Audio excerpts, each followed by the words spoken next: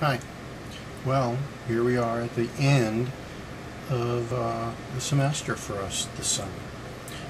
We have one module left. It's Module 6, and I've titled it Regulations. Excuse me. There are many things that I would like to continue to expose you to, but we've run out of time. So let's talk quickly about Module 6. Module 6 has got one part to it that I think is most important that we're going to spend the last week on, and it's called Employee Issues. There are other ones: environmental, municipal park regulations, aquatic and camp regulations. But we're going to spend our time on employee issues. You'll have a discussion forum and you'll have website exploration. Both of those have the values for those have increased, and I really expect you to kick it up and finish on a high note. The topic for the discussion forum is an article by Dr. Kozlowski from Parks and Rec magazine. It's about human resources and free speech, where an employee was terminated for what the agency thought was inappropriate behavior. So that's that. Let's move on to employee issues, part 1. Well, the first thing we have is an overview of selected federal employment law.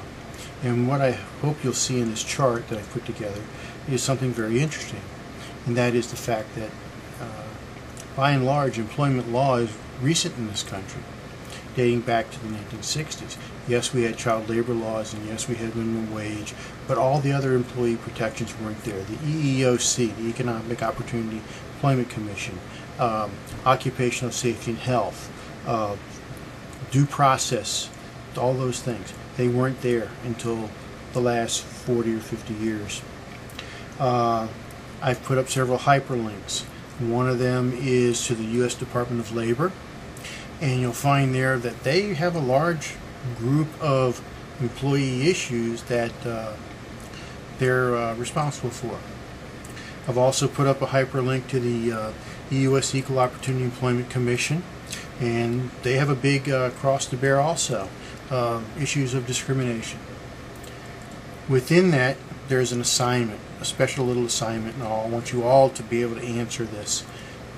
Send me an email or whatever.